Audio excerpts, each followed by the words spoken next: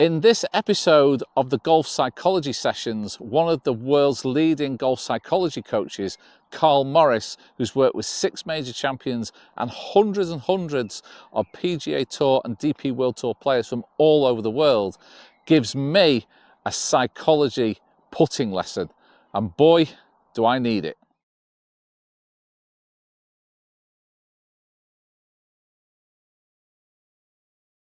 So this is a genuine psychology putting lesson for me, because this is the part of my game that I'm really struggling with. Right. And the reason for that is I think that when I was younger, it was without doubt the strongest part of my game. I don't mind telling you, Carl, I was a fantastic putter when I was younger, and now it's the worst part of my game. My technique, I feel, is pretty solid, but I'm now in a state of mind where I don't think I believe I'm going to make these putts, whereas before it was like I'm going to hole every putt I take on when I was younger. Right. So I know I've got to try and get myself into a different mind space to try and start, because there's nothing worse than walking off the course, having played well and you've holed nothing, and it's the most it was ever going to be. So straight away there, Craig, before we even look at anything that you're doing with your putting, I would say that you're falling victim of the story. Or a story. Yeah. So I'm delighted to say that the Scratch at 50 Psychology channel has partnered with Caddie. Caddie is an app that gives you access to one of the world's leading golf psychology coaches, who's worked with 6 major champions and hundreds of PGA Tour, DP World Tour players from all over the world. Watch this video to the end, where you can get a special offer to get access to Caddie today. You've just narrated to me that you were really good in the past. Yes. Right. Think about what that is as a story. Yeah, I know. And you've now. I know this is a terrible story. It's a tragic story. And the story now is that I can't hold these putts, and if I don't hold this, I'm going to have a bad. And there's lots of stories going on. Yeah, yeah. Now we can either keep living in stories which are all made up. Yeah. They're based on some facts, but they're still made up, and we come back to reality. And the biggest way, or the best way for people, I think, getting back into reality with putting is what I call the possible question. Okay. Now, if we were looking at on the golf course here, and you had to carry a tee shot into the wind 370 yards, is that possible? No. Clearly not. I mean, I know you all right, but no, that's not you're possible. Not going to do that. But we've now got, I don't know, an 8-foot putt here on the green. Yeah. You've never had this putt before. No. You're never going to have it again. Is it possible you could hold this putt? Yes. The reality is that's the truth. Yeah. Are you definitely going to hold it? No. Are you definitely going to miss it? No. Yeah. But it is possible. Right. See, again, Fred Shoemaker said to me many years ago, he said, the bravest thing that you can do as a golfer is stay open to possible. Okay. Now, I would say there's a lot of rounds that you've missed putts like this before you even get to it. Yeah, and I missed them when I was younger. Yeah. But I never thought I was going to miss them. But the story was different. Yeah, exactly. Wasn't it? So I think it's time to draw a line in the sand of all the old stories. Yeah. And the story now is it possible? So to walk on a green and the first putt that you have on a day, is it possible I could hold this? Yeah. Well, yes, it is. Yes, yeah. So the possible is key. Then we get down to, okay, well, what do we need to do to hold it? Talk me through, with this 8-footer here, we're in that opportunity range. Talk me through what you would normally do. What's your process of trying to hold this putt? Yeah, so I'd take my read first. Yeah. So I don't use aim point or anything like that. So I'd look all around the putt. So there's probably not too much in this, probably about right half. I would then line up the line on my ball on my reed. Yeah.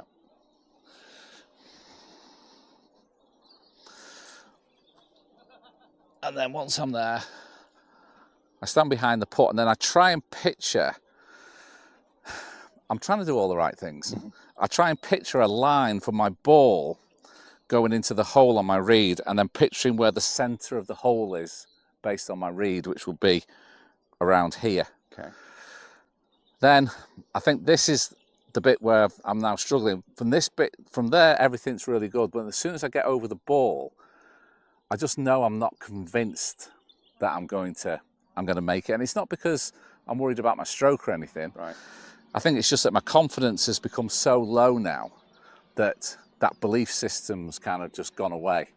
Whereas actually what you're saying is right. If I just think about this as just a task, is that I've just got to hit that ball 8 foot. Can I do that? Of course I can do that. Yeah, that's not an impossible. I think that's where I've got to switch this now. Switch that. It's not get over it thinking I keep missing these. It's to actually, this is quite a simple thing to do. As I said, this putt you've never had before. No. You're never going to have it again. If we isolate it down to that possible question, is it possible I could hold it? The reality is yes. What I'm interested in though, Greg, is that when you get over it, you've talked about your read and the line and everything. When you say I've lost my confidence, I prefer to talk about your attention's in the wrong place. Okay. Everybody's putting, yes, it's a combination of stroke, but primarily on the golf course, it's about where your attention is. Yes. So what is your attention actually on? So as I am about to take my stroke, I am just focusing totally on my target, which will be where I think the ball is going to enter the hole. Right.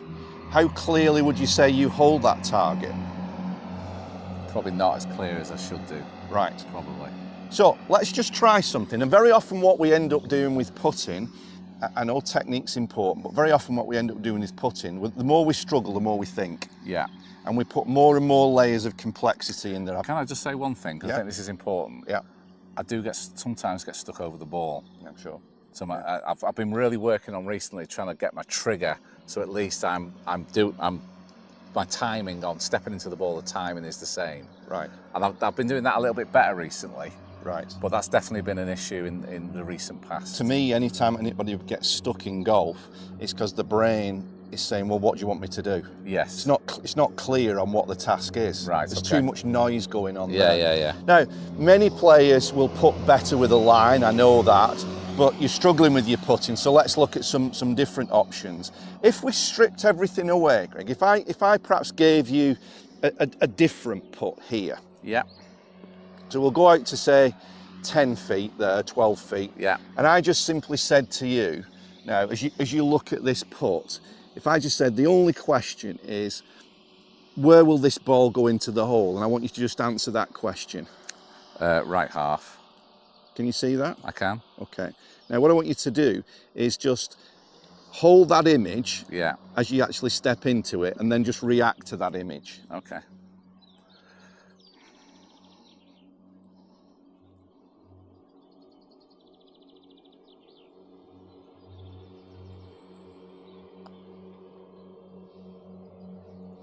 It's actually a good putt. Very good putt. Yeah. What was the actual process like then? Well, for sure, my mind wasn't concerned with anything else than just what you put in my mind there, which was the right-hand side of the hole. Yeah. Tiger always said when he played his best golf, he always said, I put to the picture. Yeah. And the thing is, our brain and body system is wonderful at reacting to a clear intention. If we did this now, if I get a ball and I pick a ball up and I throw that ball to you and then you throw it back to me, well, you know, we'll be pretty good at this. You know, we can start to move around, and if you actually look at what's going on there's some pretty amazing things happening. Yeah. But the task is clear. Yes. Isn't it? Yeah. Here's a ball, catch it, throw it back to him, moving around. Yeah, and you instinctively do it. You instinctively do it. So I would say, you know, if all the technical stuff works for you with putting, great. Yeah. It isn't at the minute for you. So if we strip it down to 2 questions when you walk onto every green. Yeah. Is it possible I could hold this putt? Yes, it is. Yes, it is. And then if we said, right, we'll give you another one here. If the other question simply is, where does this ball go in the hole? Yeah. And you just ask yourself that question. Yeah. So what's the answer to it on this one here? Where does the ball go in the hole here? It's probably going to turn a little bit more. So, yeah, I'm going to be concentrating on the right lip. Okay.